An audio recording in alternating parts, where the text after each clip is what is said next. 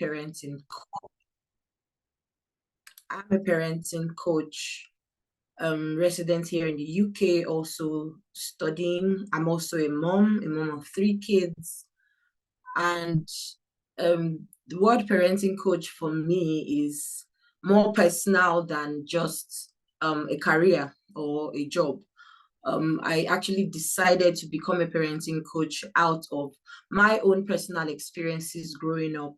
I used to be very shy. I used to be the one that doesn't talk, used to be the one that's always behind and then pushing other people to speak for me, do stuff for me, even up until picking clothes. My mom actually used to pick my clothes when we go shopping. I didn't have an idea what I wanted, and I just didn't like the fact that I didn't have a voice. My younger ones could stand for themselves, speak for themselves, and I just couldn't do it. Not because there was any limitation, not that I couldn't talk or anything, but I just didn't have that confidence. And when I realized that this wasn't the way to go on, I personally took up a decision to change, to become a better person. And it also helped me when I became a mother. I didn't want my children to go through that. And I took it up as a personal challenge to be better, to make sure that I help other parents as well, not to allow their children go through that phase of not being able to speak for themselves or be confident or have that self-esteem per se. And here I am today. I'm a parenting coach. I counsel parents, children, families. I can actually do family counseling, individual parenting counseling, or speak to your children if you feel they need to be counseled or spoken to by maybe a third party.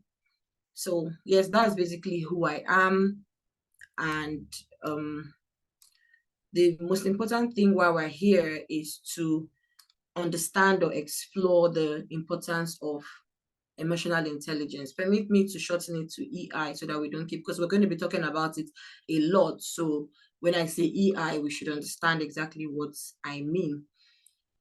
How does it positively impact in our parent-child relationship, which is what every parent wants. The joy of every parent is to be able to have a connection, a personal relationship with their child. Each child is different. No two children are the same, even though they are extremely identical twins.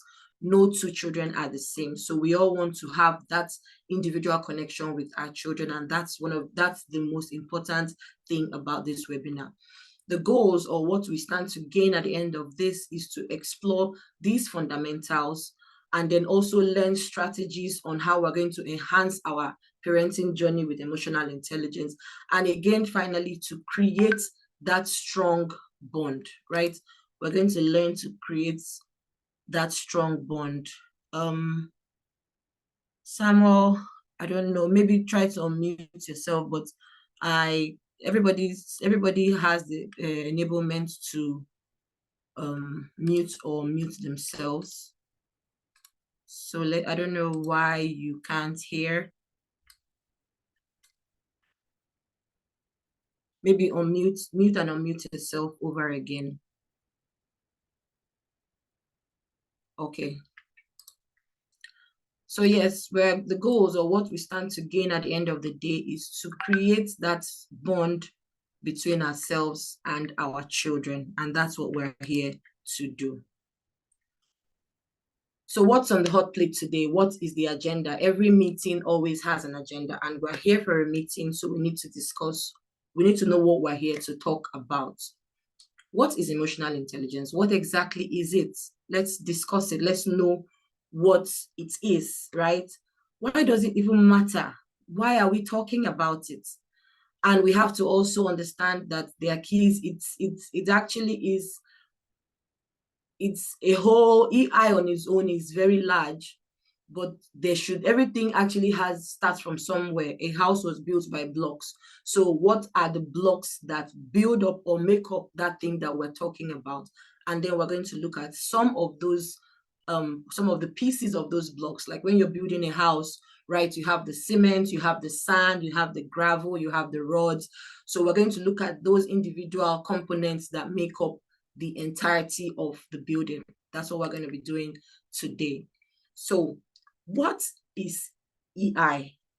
I want us to please, in the comment section, explain, or let's hear your own opinion on what you think EI is, because for you to be here, then you actually maybe have an idea or want to have an idea or have an opinion of or what you think it is. So let's actually discuss it one-on-one. I'm a parent, where all of us here are parents.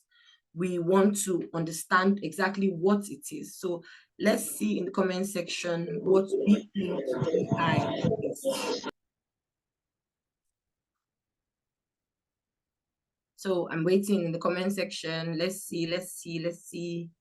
What do you think it is from your own point of view?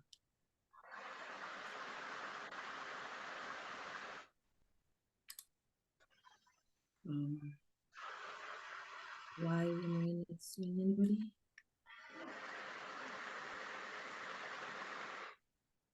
Can you guys hear me? Please, if you can hear me, unmute your mic and say you can hear me. Yes, we can hear you. All right, thank you. Okay, so please, what do we think it is? What do we think EI is?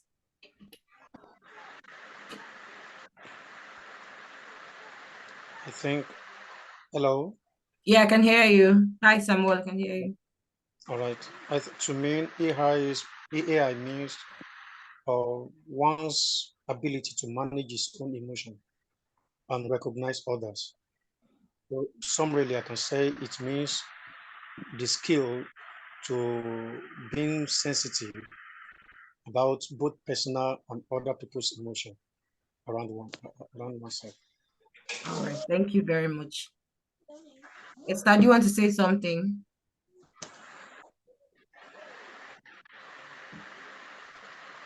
Okay, so we have in the comment section, Nikki says it's having a good understanding of emotions and the ability to control and manage it. Thank you all very much for that. Yes, it actually is the ability to recognize and manage my emotions and your emotions and the emotions of everybody around us, right? So it's not just managing my own emotions, but being able to consider the way I feel.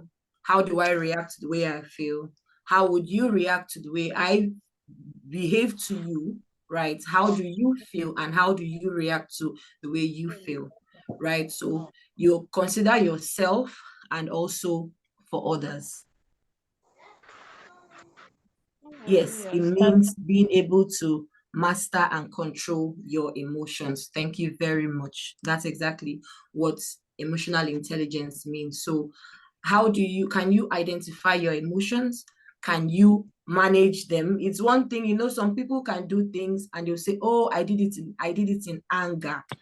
And I didn't know how, as in a lot of people are in prison today because they were not able to manage their emotions as at when they were provoked, right? Somebody did something to you. Come again. Please, can you mute your mic if you're not saying anything so that you don't disrupt the class? Thank you. So it means being sensitive to one's emotions and others around. Good, very good. Thank you very much, Samuel.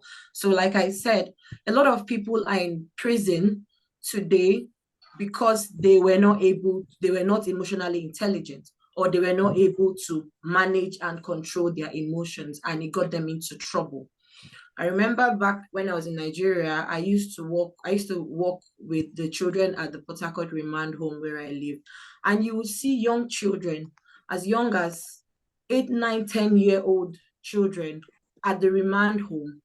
Why? Because maybe a friend said something to them, and before you knew it, they were provoked. They took a bottle, smashed it, and they hit somebody in the head. Right? So that's because there was no emotional intelligence from the home front. Because a lot of times I don't blame the child, I blame the parents. They actually watch what we do. Our children are a reflection of who we are to a large extent. If you have different children, you will see different phases of your life in your children. They mirror your emotions, they mirror your behaviors. So before we continue, remember we're talking about EI. The root word here is emotions, right? Being able to control your emotions, manage your emotions.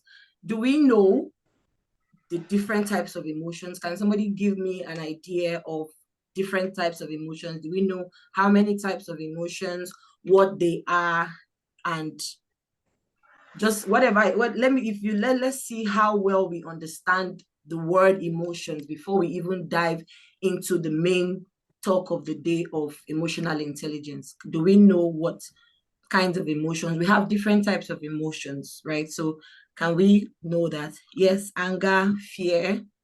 Can we have any other one? Frustration, sadness, fear, anxiety. Thank you. Can we have it coming? Yes, ma'am.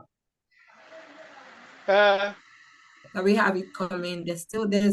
There's actually one that hasn't even come up yet that I'm expecting to see. Or if you can unmute your mic, please do, and also come. Yeah, happiness, joy. Thank you. Can we have more people, please? I want us to actually interact. I want us to interact. Excitement. Thank you, Patience. Excitement. Sadness. Sadness. Thank you very much. So, yeah, those are the major basic emotions that we have. And that's it. So these are the major emotions that we have, right? The major types of emotions. We have sadness, fear, happiness, disgust, anger, and surprise. These are, most of them can intermarry, or all of them can actually intermarry themselves, right? Sometimes you can be happy and surprised. Let's say you just heard, oh, you won a Visa lottery. You'll be like, ah, you're surprised, that's an emotion, and you're also overjoyed, or your happiness. Overjoyed is more or less very happy or exceedingly very happy. So they can actually be intertwined. Also, when you talk about fear and anger, most times they actually go together. Fear and surprise, maybe you experience an accident, or you see somebody, maybe even your child, that feeling for parents. Maybe you see your child playing roughly and he's about to hit his head or fall. There's that, you actually gasp, like you hold yourself up. Or you might even see a child playing roughly and might fall. There's always that thing of jumping. That's actually an emotion. So you're experiencing both fear and surprise at the same time. Okay, so it's possible to actually intertwine these emotions together. But standing up on a block, these are like the major emotions that we express. Okay, there's a movie on Disney. It's called Inside Out.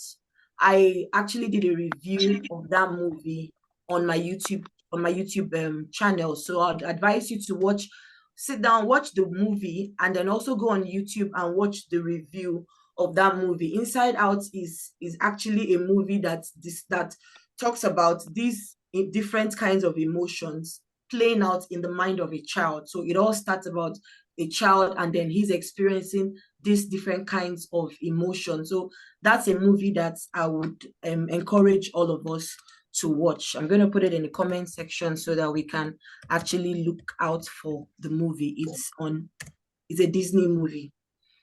So yes, why does it matter? Why are we talking about these emotions? Why are we talking about emotional intelligence? Why does it matter? Now, if you are able to, oh wow, we have a whole long list. Thank you very much, Samuel. Happiness, sadness, anger, fear, surprise, disgust, love, guilt. Thank you. Shame, jealousy, excitement, anticipation, envy, disappointment. Wow. So please, we can actually go look at all of these different kinds of emotions. Thank you very much, Samuel. So like I said about why it matters, right? If you're able to understand your emotions as a parent and the emotions of your child, what do you think that would do? A combination of that, one, it will actually help you to communicate effectively with your child. You would know when your child is angry. You can even tell when your child is lying. I remember when I was young, my mom would tell me, I can tell when you're telling a lie. Your pupils dilate. when you lie. So you don't have to say it for her to know that you are lying or you're saying the truth. Okay. You'll be able to resolve conflicts among your children if you're able to understand them. You can tell who is telling a lie, you can tell who is being truthful, you can tell who is stubborn just by their body language, by what they say, by the way they behave. That's how well an emotionally intelligent parent can actually also be a detective, right? You can also, with that knowledge, be able to build the self-confidence of your child. If you know you have a child like me when I was growing up who doesn't speak up for himself, you will be able to know how to project that child. So because my dad used to be an Anglican priest when we were younger, and because he knew that I was very shy, he would always want to say, okay, maybe whenever we have children's programs, Chichi, do you know what? You're going to read the first lesson. You're going to present, you're going to do the memory verse. You're going to always wanting to put me in a position where I will learn to speak out, have a voice. You're doing it in the midst of your friends. So at least that should build your confidence before you learn to speak before the rest of the congregation, right? Learn to join the drama team.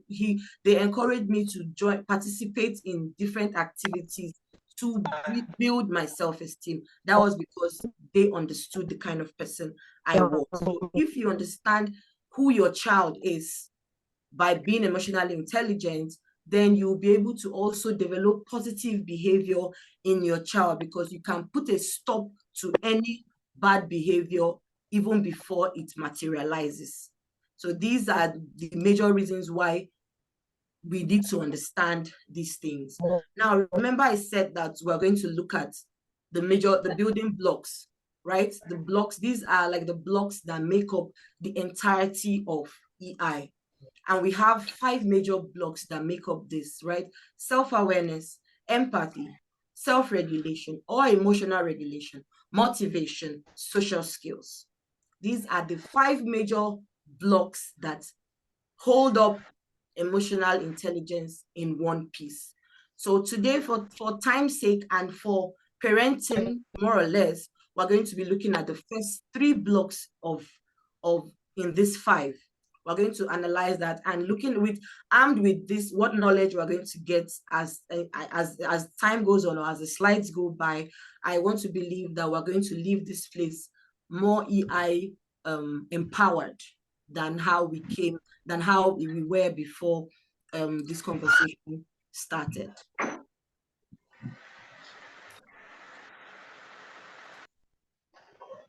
So before we continue that, we're all parents, and I want us to look at this. This on this slide you can see on your screen, it actually talks about parenting styles. I know that so many people may or may not have known before now that there are 4 types of parenting styles. Yeah. So looking at this diagram, I know that everybody, we already know like where the kind of parenting style that we want to be, right? For myself, personally, I feel I'm authoritative, but my husband believes that I'm more permissive than authoritative. So as parents, I want us to look at this diagram and know exactly where we feel where we are now and where we want to be. Why am I bringing this up now? This will actually help to build our frame, our mindset on being emotionally intelligent, right? So if you know where you are, assuming let's say you are an authoritarian parent who wants everything to be the way you want it to be, then this should make you understand that there are certain areas where you need to fall back on, right? Where you need to slow down or reduce your dial or regulate. If you are unfortunately a neglectful parent, then you know that you fall lowly on the category and you need to do a lot of work. You have a lot of work to do coming back to the other side, right? So everybody more or less wants to be on the blue and the purple side, not on the green and the yellow side of the diagram, because those are more or less like Those are easier to manage, especially with children. If you see that part says it's warm and accepting, nobody wants to be a cold and unaccepting parent. So with that in mind, now we're going to understand, how do we develop self-awareness? Remember, we're still looking back at our goals of developing effective strategies to enhance our parenting journey, and also how do we build a strong parent-child connection, right? And we said that the very first block of emotional intelligence is self-awareness. How do we develop this self-awareness? We have to understand our emotions. What is emotional intelligence? It's the ability to understand and manage your own emotions first before you understand that of others. So yes, that is the first thing to do. Understand your emotions. Know exactly how you're feeling at that point in time. Secondly, this is in fact the most important, recognize your triggers. What are those things that trigger these emotions? What makes you feel the way you feel when you feel that way? And what can you do to stop it? Sometimes if your child gets you angry, before you lash out at that child, take a deep breath, right? Just more or less calm down. Count 1 to 10 before you respond. And remember, I said before now that emotional intelligence can actually be practiced in every area of your life, not only in parenting, in your marriage, in your job, in your spiritual life, in your finances, in your well-being, in every aspect of our lives. Even though we're looking at it from a parenting point of view, but it can actually be managed all around. So when somebody upsets you, or when your child upsets you, understand what triggers you, understand what gets you to that kind of emotion. It might not even be maybe somebody getting you upset. Somebody might say something that gets you overly excited. How do you react to that, right? And then it will also help you to solve problems. Remember, I said we can model it in different areas of our lives. So being able to understand your emotions and what triggers you can actually help you to solve problems effectively, and also to make conscious decisions. Now we're going to actually look at an activity on self-awareness, right? This is the first part, so it has to do more or less with us. I want us to reflect on our past reactions, on however we reacted in the past, what kind of emotions, with the knowledge we have now about what emotions are and how to understand those triggers. Let's now explore what triggered those emotions and then analyze our responses. Now, for me, I actually had a scenario where my daughter came to the room crying a few days back, and I was shocked. The way she came in crying, I thought she had hurt herself. And I was so shocked. I was like, what happened to you? And she was like, oh, mommy, I broke the cover of your pot. It took me like literally 10 seconds to like, okay, recap and then calm myself down. Like, okay, fine. Did it hurt you? No. Did hot water pour on you? No. What happened? I was doing dishes and it slipped and it fell. Hope there's no glass shattered on the floor. No. I said, fine, don't worry, I'll go tidy it up. Right now, this was how I was able to manage that situation. What did I do? I've reflected on the past reaction and I've identified my emotions. I was upset because I had told them previously to be careful about when they're doing dishes, and then I didn't want that particular pot cover to break because it's glass. So yes, I was upset that the pot cover broke. That would mean me having to throw the pot away because it's useless without the cover. But I was also afraid that she would have gotten hurt, right? So I'm actually identifying the emotions and also exploring what triggered those emotions. So I was shocked because of the way she came in. She came in crying. That means she was already feeling sorry for what she had done, right? And that's kind of helped to her own reaction now played out on mine, because if she had come in not remorseful, then maybe I might have gone over the roof. But because her own emotion kind of dampened whatever emotion I had, we were able to come to a conclusion. Okay, so this is how I was able to manage the situation. So I want us to look at however we've reacted in the past, understand what emotions that came up when we experienced that reaction. It might not even be your child getting you upset. It might be even you, it might be your own childhood, something that maybe has left an indelible mark in your life, or maybe an experience, something you did as a parent, as a young lady or a young man, and then try to explore, okay, can I really think about what triggered that emotion, and analyze how you responded. Now, we may have responded it rightly or wrongly, it doesn't matter, but the most important thing in this activity is for us to understand how to identify our emotions, and then how to identify those things that trigger us. Self-awareness basically has to do with understanding your trigger. Okay, so that's what I want us to carry on with that activity, and let's see how it goes. Let's understand ourselves, understand those triggers, those things that make us react the way we do, when we do, and how we do them.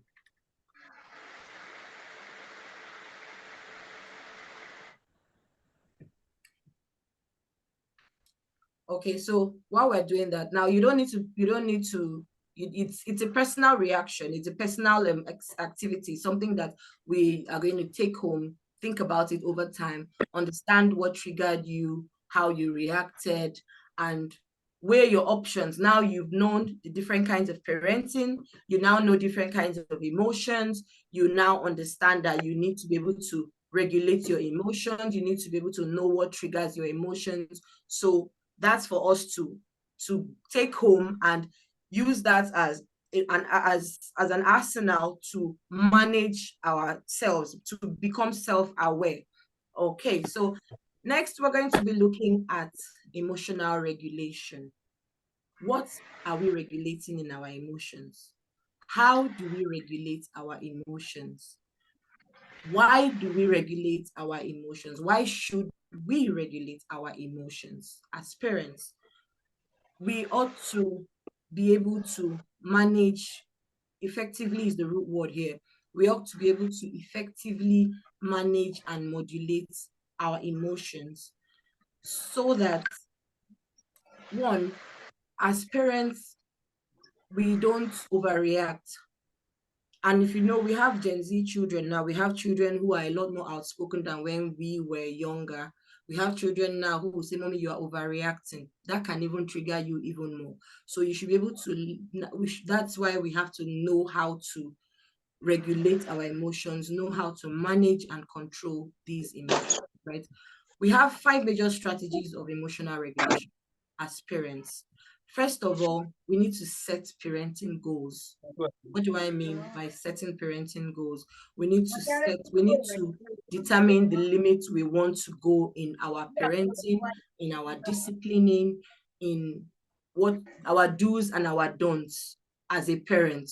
What can I allow? What can't I allow? Like here in the Western world, most children call their parents by name.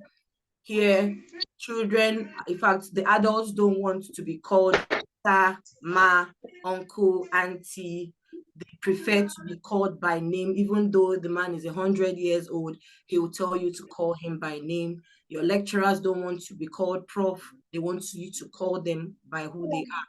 So that's a kind of a dynamic.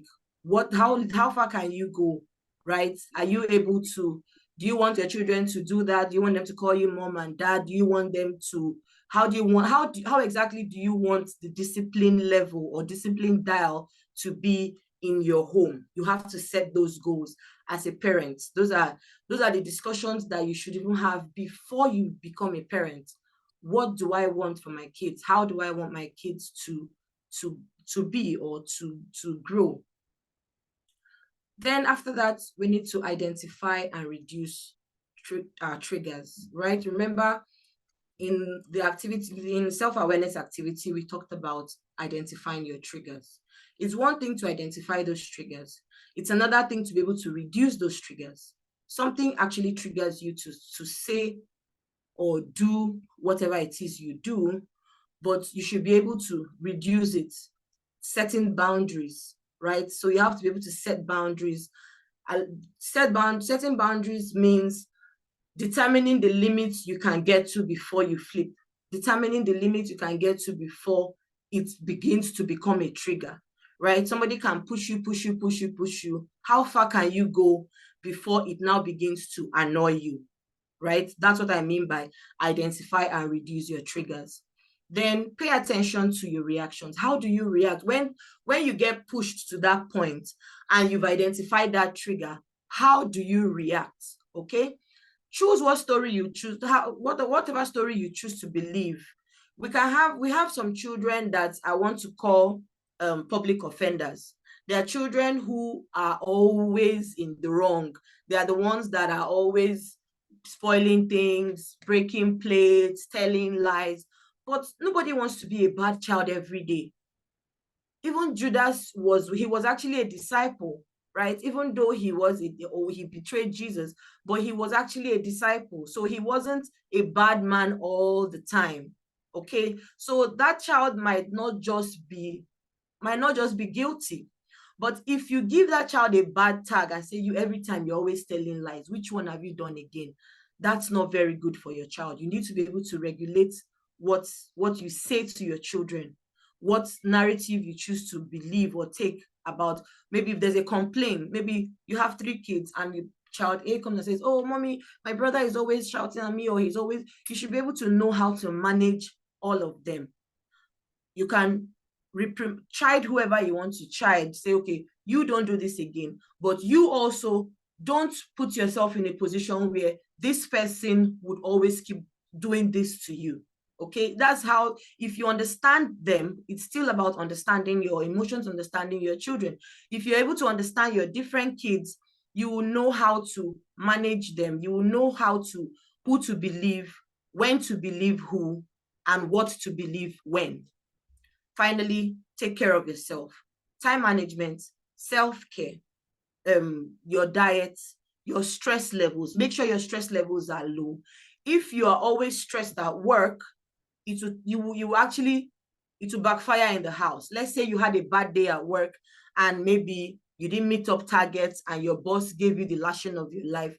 As soon as you get into your car to head home, let it end in the office. Don't bring the bad energy home and then you turn your home to a warfare or war zone, right? Or maybe you have poor time management. It will always affect the home front one way or another. Or your health is bad, or you're overweight.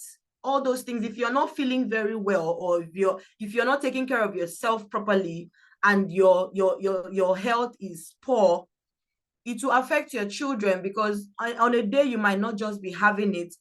If you don't know how to regulate your emotions, you would turn out on your kid. Don't you know mommy is sick? Why can't you leave me alone? My tummy is paining me. How would they know your tummy is paining you? You should be able to take care of yourself. Those are the strategies of being able to manage or regulate your emotions. All right. So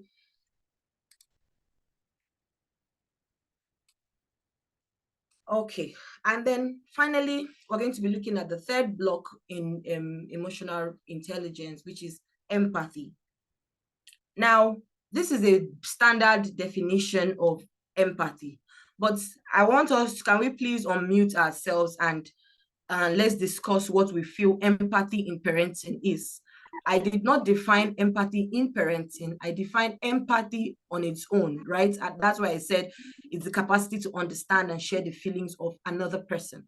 But we are actually looking at the parenting point of view. We are parents. So can we please discuss what we feel as parents is empathy in parenting?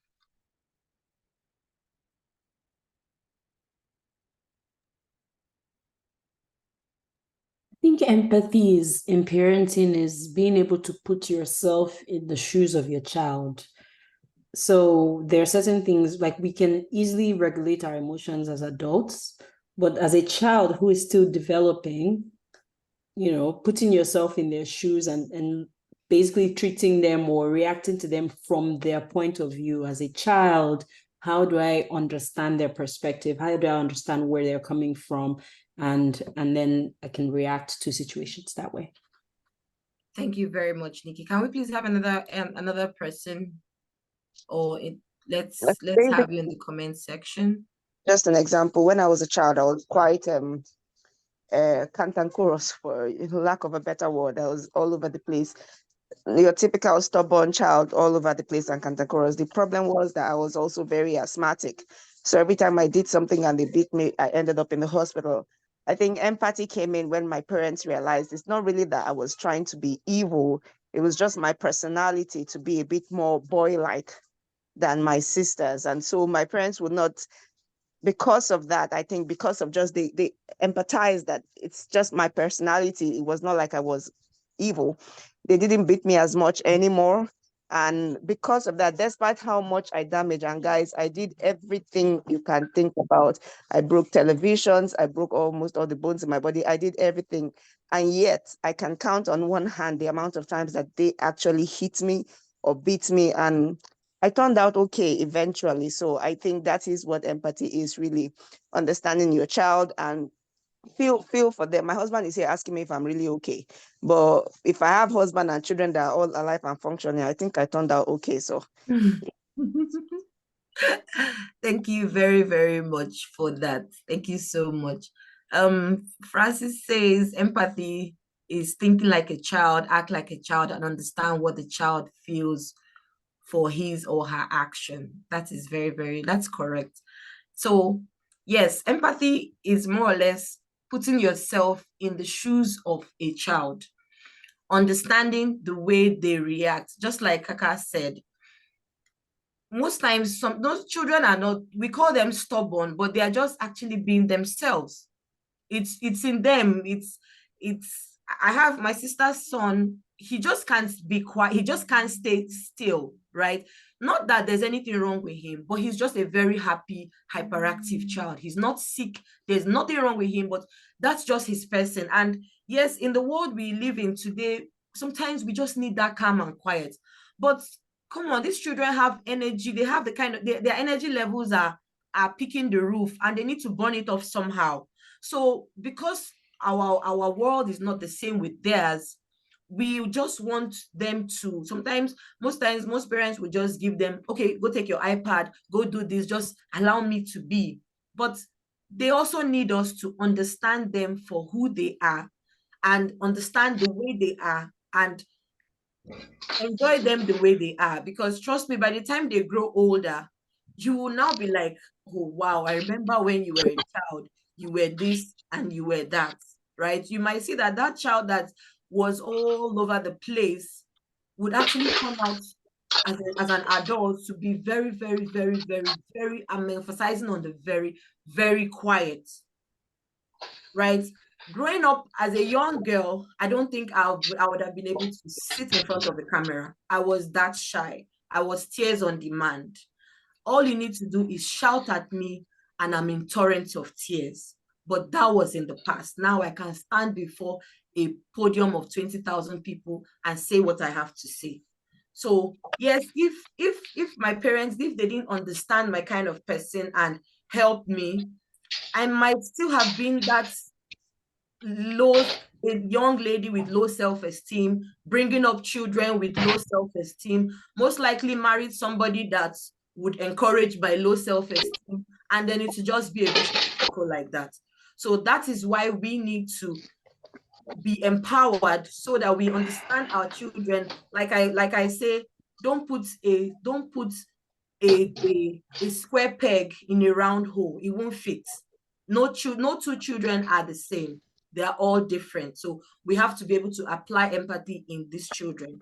Now, there are 3 pictures on the screen here, and these are more or less, in my opinion, and from my personal experience, the major blocks of empathy in parenting. But before we go on, I'm going to tell us a story. A few months ago, I had this client here in the UK who had a 16-year-old son. she's Nigerian. She had a 16-year-old son. Her husband is very busy. He works offshore, so he's barely around. And the woman also is working. She's a nurse. And we all know how it can be over here with their crazy work schedules, night shifts, long day shifts. Sometimes she's working 2-3 days back to back. Okay. And her son always, he was always being punished in school for being a bully. He's had the most C4s. C4s, like I said earlier, is detention. He's had the most C4s in his class, his year group.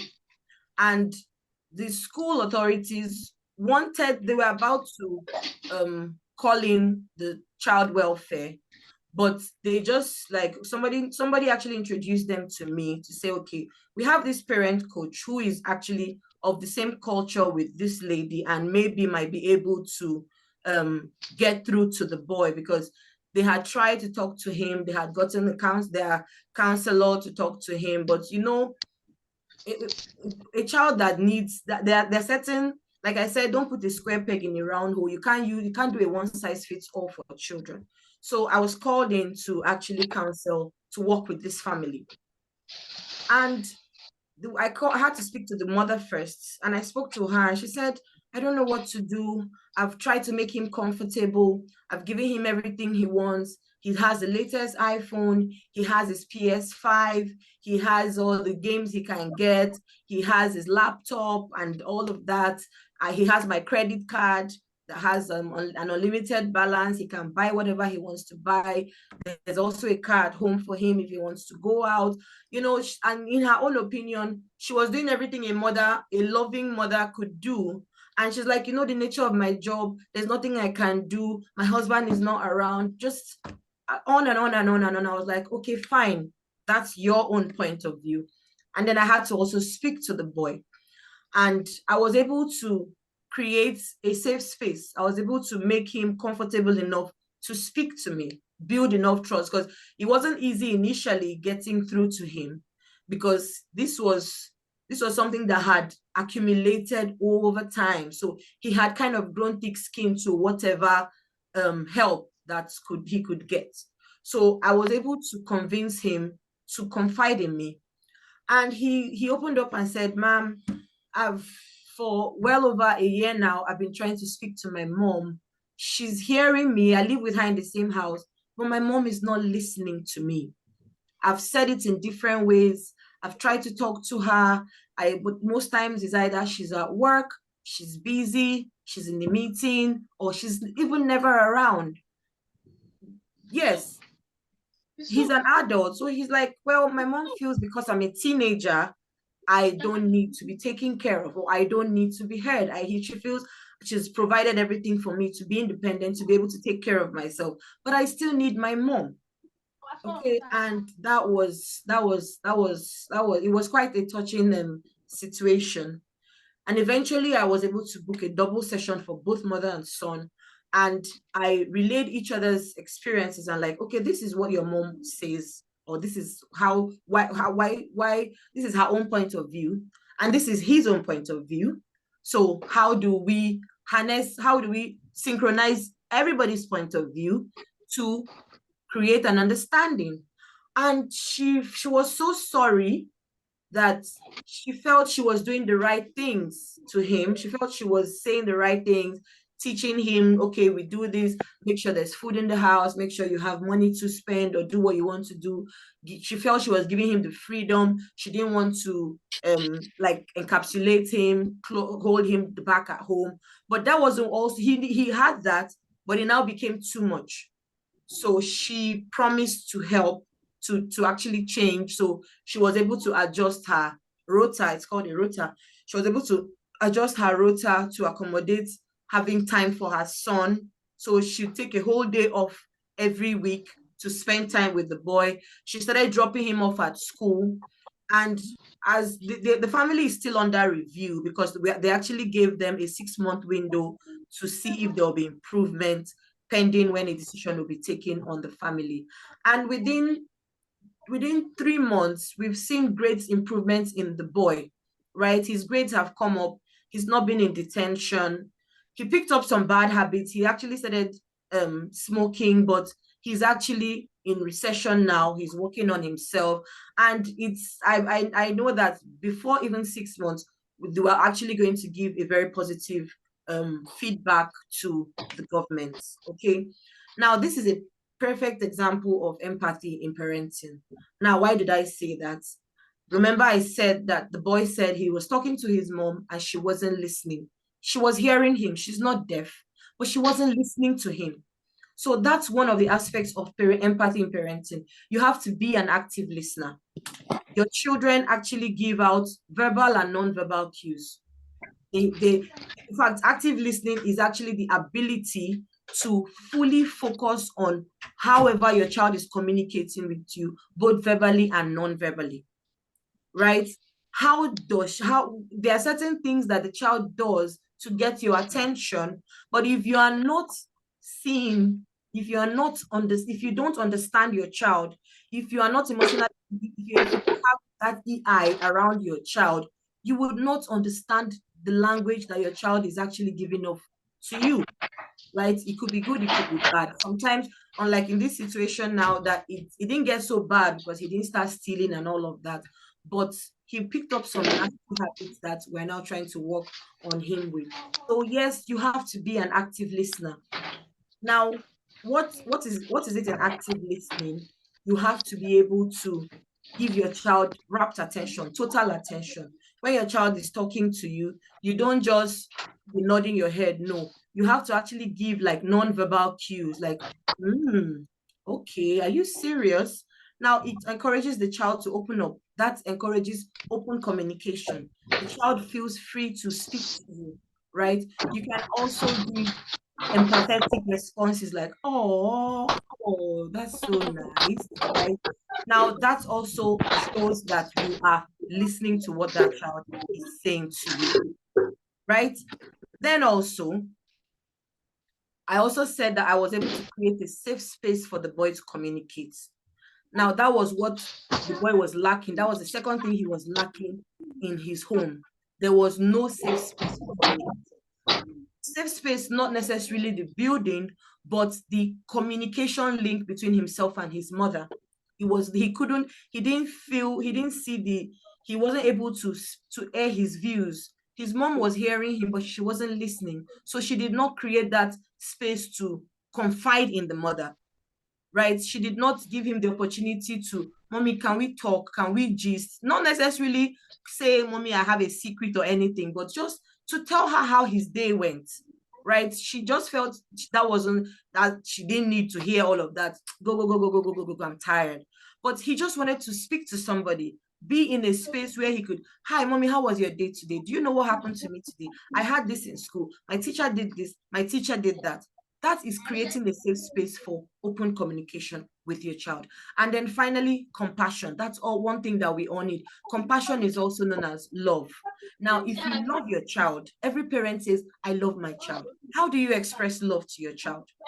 How do you show compassion to your child? Now, when the mother realized that this was one thing that the child needed, he needed that love of a mother. She had loved him, and in her mind, she was providing all the right things for him, right? But he wasn't getting the love the way he needed it. He needed his own version of love. She was giving of her own version of love. So we should be able to marry these three, and if we're able to, just like in this story, the way I've been able to analyze these three major blocks in empathy, we are on the right path to being emotionally intelligent parents, right? Do we have can I get some feedback? I want to hear from us before we continue on our next, now we're going to have an activity. So can I get like feedback from people? Can I hear from us, please, in the comment section?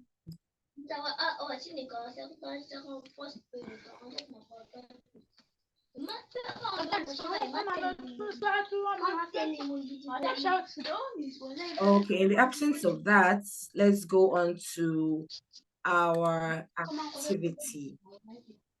Now we're going to, okay, we have something in the comments. I love the story. How can we book a one-on-one? Okay.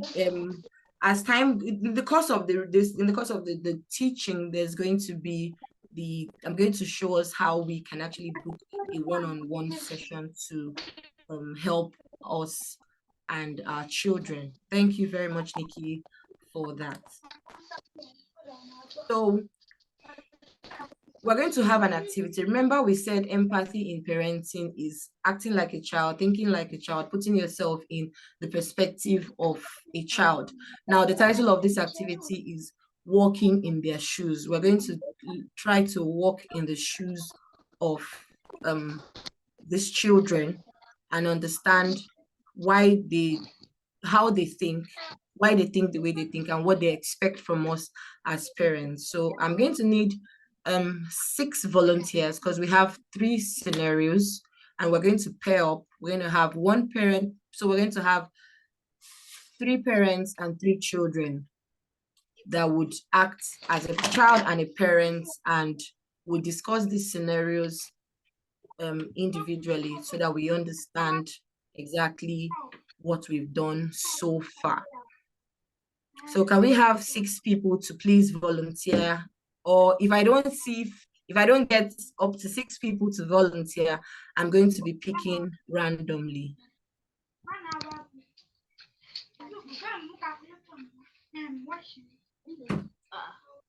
Okay.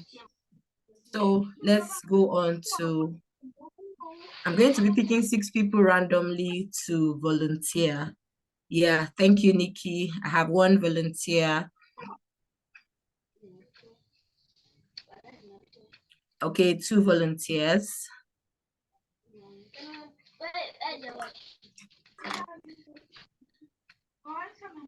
Okay, so we need 4 more people to actually volunteer. 3 volunteers we have now. So we need 2 more people. Okay. All right, so we're going to actually do, let's see, we have 3 scenarios, but for time's sake, maybe we're just going to do 1 of them. So I'm going to call, okay, we have 4 people now, so we're going to do 2 of the activities.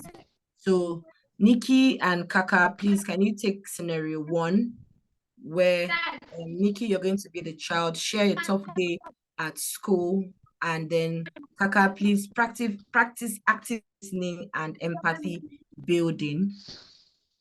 And then Sarah Kulamo and Dagogo, you're going to take maybe scenario 2 or 3, whichever one you choose. And also, let's say scenario 2, where you're going to talk about a disappointing situation and also offer empathy and maybe try to offer understanding without imposing a decision. So can we have Kaka and Nikki please unmute your mics and then take up the first scenario where you had a difficult day at school? Ready to actively hit me. Sure. Okay, so I have a 4-year-old child. So the tough day at school for them, they'll come back and say, "Oh, mommy, I was in school today and the group was playing, like all my friends were playing, and some of them didn't want me to play with them, and then I wanted to share a toy with another child and they refused to share the toy with me, and so I was, I didn't have a good day at school." Oh no. Oh, how are you feeling now? Well, I'm still sad. I wish the other kids would have played with me, and I really wanted to play with that toy. Okay. And what did you do when this happened? Well, I went to tell my teacher. Okay, good boy. Boy, that's so good you're going to tell your teacher. Unfortunately, sometimes these things happen and people don't always want to share with us. It doesn't mean they don't like us. It is just that they don't want to share with us. Do we have any toys at home that you would rather play with now that might make you feel a bit happier? Or what can mommy do to make you feel better? Yes, well, my son will say I would like to buy a crane toy. Yeah. We can't always buy a crane toy, but do we have anyone at home that we can play with? Yeah, I have my fire truck. Okay, my we fire truck together. Boop boop, there's a fire. Let's go.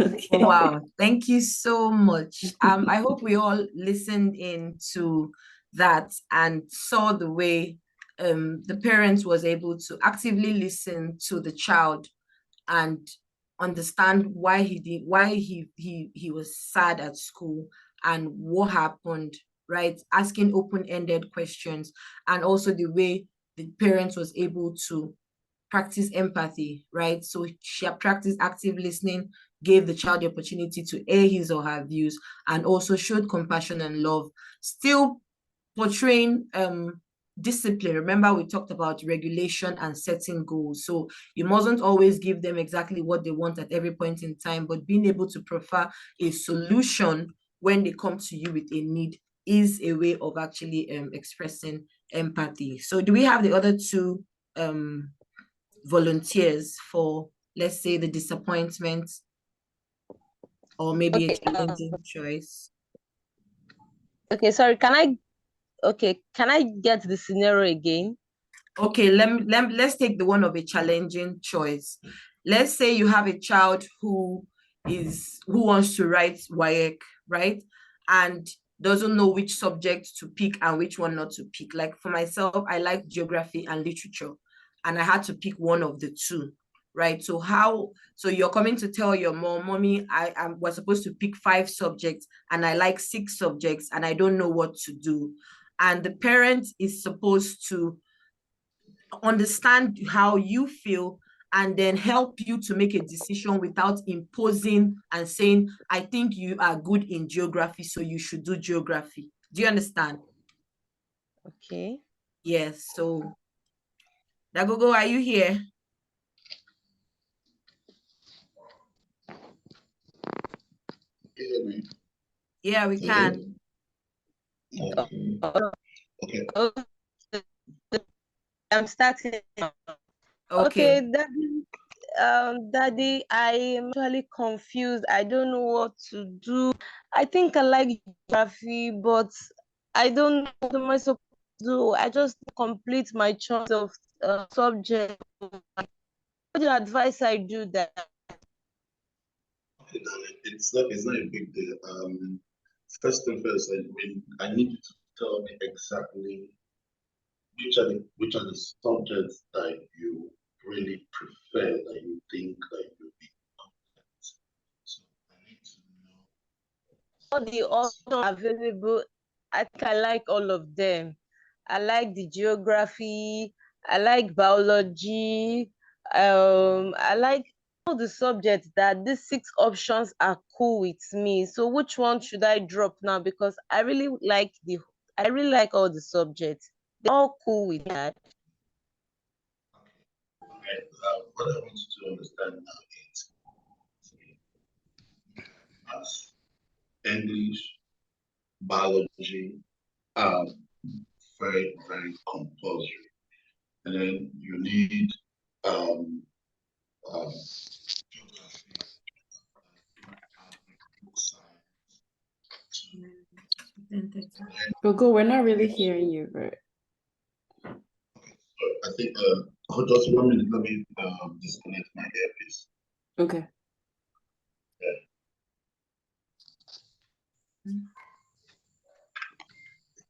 Hello. Yeah, we can Can you hear hear you now. Okay. All right. So, since maths, English, biology, agri-science are very important, and then you need either geography or literature to make up your subject. To you, I really want to know, since you love all of them, but between geography and literature, which do you know that you're very good at? Because you need to pass your exams. So I think it will be better for you to choose the subject that you are very, very good at, so that you don't struggle with the other in the future. So between geography and literature, I want you to look at them and tell me exactly which you think you're very good at. Or probably, can you bring your book? So let's just go through and see what you've been doing in this subject so that we can choose the right one for you. Because it's about you, it's not about me. So we need to make the right choice with your consent. So which do you think, yes, will be good for you? Okay. Okay, Daddy. I think literature will be fine. Literature will be fine. Oh, you like literature because of the tell lots of stories. Yes, I like the story. I think I've been doing better. I think my grades have been better in literature compared to geography. Maybe we should just go for literature, Dad. Okay. I'm solidly behind this. So literature, it's our choice, all right? Good. Yes, Dad. Thank you so much, good. Dad. All right, darling. All right. Always there for you anytime. Thank you very Thank much, you, Dad. everybody. This was interesting. And I hope we were able to understand. You could see how the father was able to help the child make a decision and not imposing a decision on the child. Remember when we were growing up, our parents would be like, no, you must study science. No, you must study law. You must be a doctor. You must be that. You must be that. And so many people are stuck up with so many careers that they have little or nothing about, no idea about, because this was what their parents made them do, right? But in this day and age, we have to grow with the trend. We have to go with the flow and know that we have to give our children the opportunity to make their own choices, but guide them. You could see the way the father was able to guide the daughter and not say, no, you must do it this way, but helped her to understand her own strengths, right, and weaknesses by saying, okay, in your grades, which do you think you're doing better at? So these are different scenarios of empathy building in our children. You're not forcing the child to do this. Whatever choice the child makes, based on his or her own strengths, you are there to support, encourage, right? Non-judgmental support. Even if that child doesn't do well in literature, right? You should not, as a parent, you're not supposed to say, but you after all, you had the option of choosing literature or geography, and you chose literature. So, that is not what we ought to do as parents. Even if he or she didn't do very well in that particular subject choice of theirs, it's still our job as parents to encourage them, give them that support, make them know that no matter, even if you want to change course, I'm right by your side. It might be expensive, but if that's what will make you happy, if that's what will make you a better person, then I'm with you. This is basically remember we've talked about self-awareness, where we talked about understanding our emotions and then identifying the triggers. We've talked about emotional regulation, where we've also talked about how to be able to control our emotions, how we're able to draw a line, set boundaries, right? Choose what we believe in terms of how we react. And then finally, empathy, where we've looked at putting ourselves in the perspective of our children. And we can also relate this to, like I said, in other areas of our lives as well, right? We can relate this to other sectors of our lives. So and I said earlier that we're going to be talking about the three main blocks, the first 3 blocks of 5 blocks of emotional intelligence. Now, before we go on, I want to introduce us to a program that I have designed that will actually equip us to become better parents, right? It's actually tagged positive discipline. Now, we've been equipped on how to be emotionally intelligent, but how do we balance this parenting? Even though we now know we now have an idea of the first 3 blocks of the rudiments of emotional intelligence. How do we bring it into the home? How do we balance it?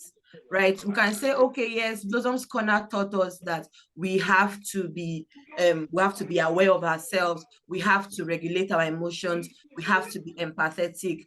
But those are just the fundamentals. How do we now use it to practice balanced parenting? Now that's where this 2-week masterclass comes into play, right? It's actually for 2 weeks over the weekend, and it starts up on the 2nd of December for 2 weeks, where we're going to learn effective strategies of balanced parenting.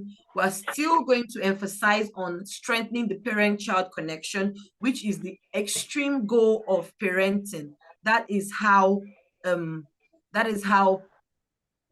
what every parent actually wants. We want to be able to have a perfect synchrony between ourselves and our children. We want to be able to say, no, I know my child.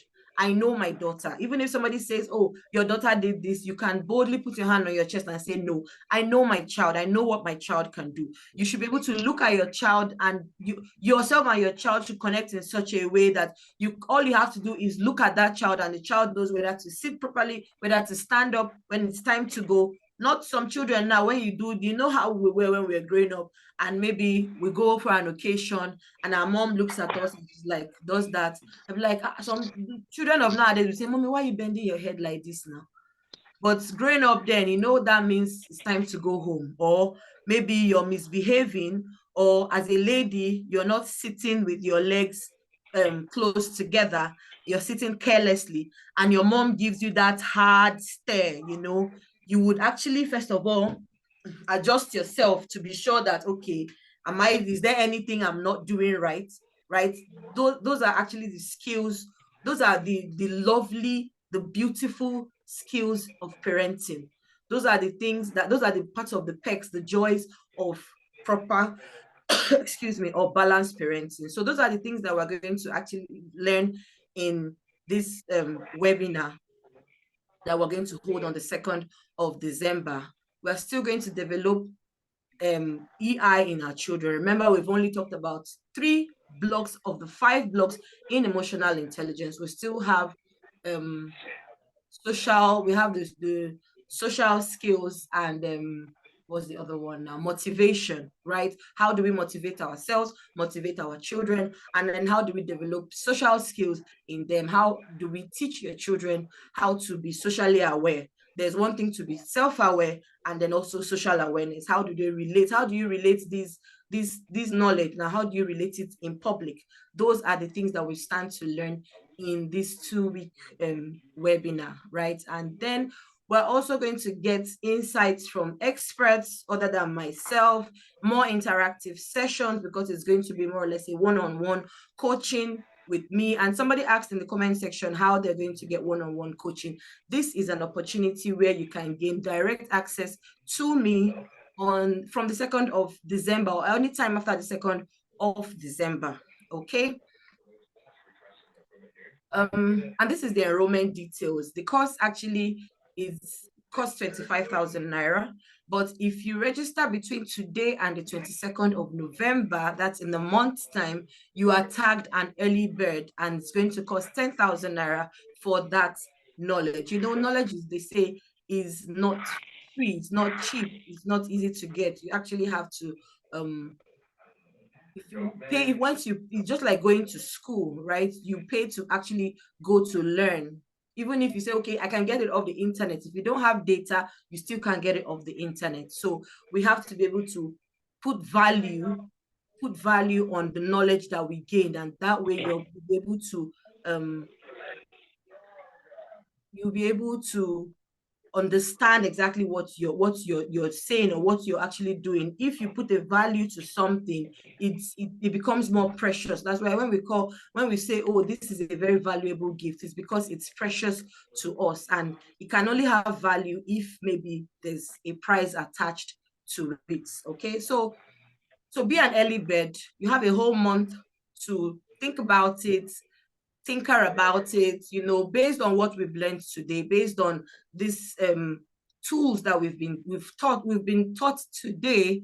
And if you know you desire more, you desire to be a balanced parent, you want to experience balanced parenting, there's that hunger to see your children be better, not only education, not only academically, but socially, morally, in church, in school, you know, in the society, at home. Charity, they say, begins at home. Then I would encourage you to plug into this. It's 10,000 naira. It's to all who might say, oh, that's a lot of money, but trust me, the amount of knowledge that you will gain at the end of the day will be a lot more valuable than this. So you have a window anytime after the 22nd of November. It reverts back to the original price. The payment details are on the screen, and you can also pay via PayPal. Thank you all very much for this. Before we leave, let's look at our key takeaways. Let's go back to the business of the day. Okay, remember, in our goals, our main goal is actually to build a very strong parent-child relationship, to actually learn practical strategies to enhance our emotional parenting journey. Those are like the main things, the main goal of this meeting today.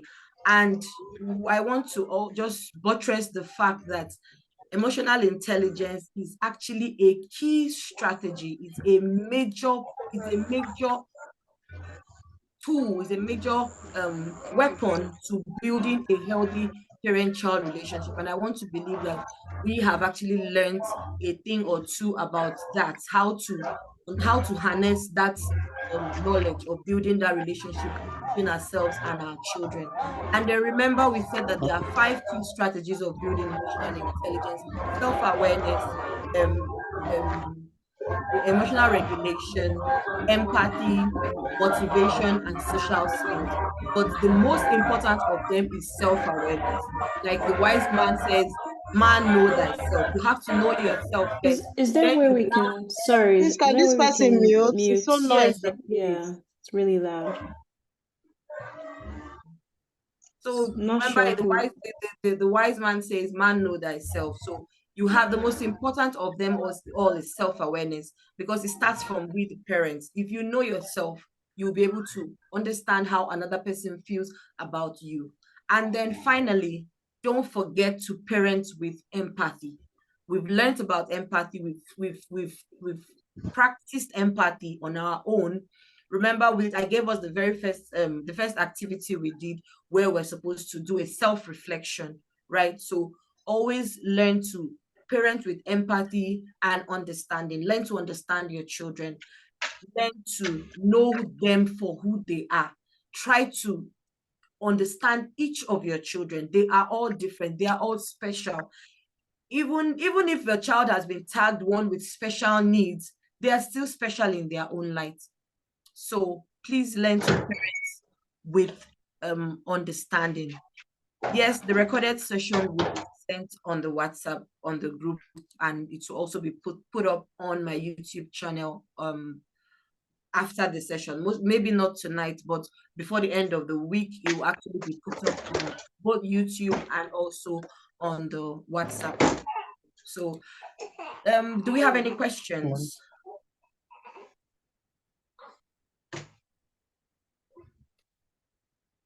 Do we have any questions? Hello. Yeah. Mine is not a question, but I just want to ask, because I think I am very grateful for being a partaker of today's blessing, and I think I am very much interested in the lectures that will be coming up by 2nd of December, and I want to pay for this year to myself and for my brother's wife, who is not here, because I would really want her to be here, because her family needs this counseling. So I want to find out, like, when can we start making payments for against the 2nd of December, because I want to cash in the early bird slot for myself and my brother's wife. So I just want to know because I'm seeing the account details here. And when can we start paying? From tonight or from tomorrow? Thank you very much, Mr. Samuel. You can actually start paying from tonight. As soon as you pay, just send proof of payment either to the number, the number on the screen, or also on the WhatsApp group. As soon as you send in your proof of payment, then you actually be added to the WhatsApp group that will be created for the purpose of that paid webinar. So as soon as I get the proof of your payments, you will be given instructions on what to do next. But thank you very much for this Santa. All right, thank you. Yeah. And hello, sorry, yeah, madam. I hope you would give us listening ears for one-to-one section, because somebody like me, I think I know that I would call you.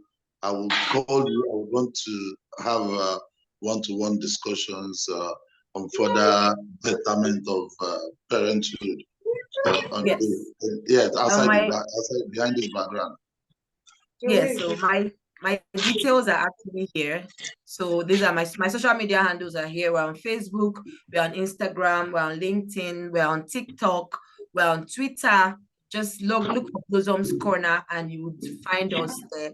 These are also my numbers. You can reach me on WhatsApp on any of these numbers, and also send me an email and I'll respond as quickly as I can. Always remember the time difference. I don't know exactly where you are, but just whenever you reach out to me, you definitely will get a response. Thank you so much. Thank you very much, everybody. I hope I would like to get feedback from as many people as possible. If you can please unmute your mics and let's hear from you how this class impacted on you, and then the steps you are going to take going forward, especially with this new knowledge that you have just gained. What steps do you intend to?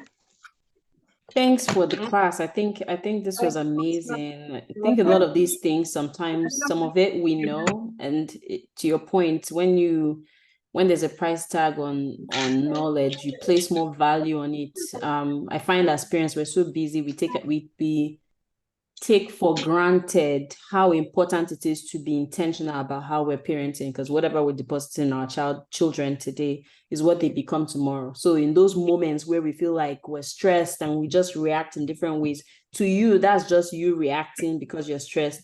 But to that child, that's a defining moment that adds to or impacts their personality and who they become tomorrow.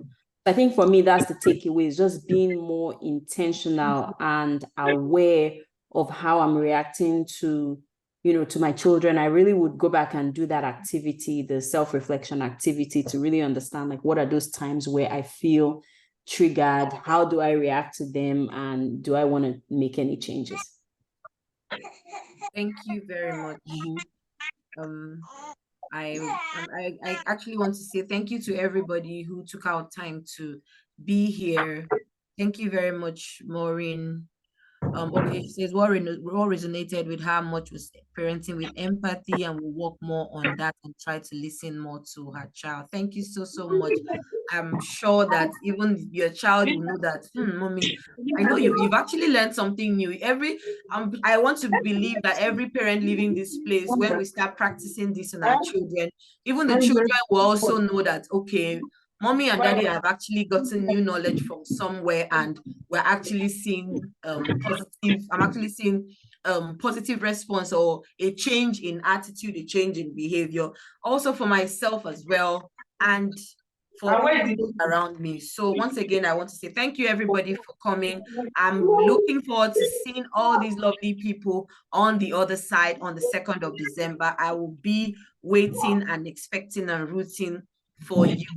The recording is going to be on the WhatsApp group, like I said earlier, and also be on Facebook. And again, don't forget to go watch that movie Inside Out. It's quite old, but go watch that movie Inside Out, and also watch the review on my YouTube channel. It will help you to understand emotions, and then will kind of bring most of all what I'm saying to life, especially with what you've learned now. Watching that movie, it will make a lot of sense to you. So thank you, everyone. It was nice being here. It was nice seeing you all. And good night, everybody.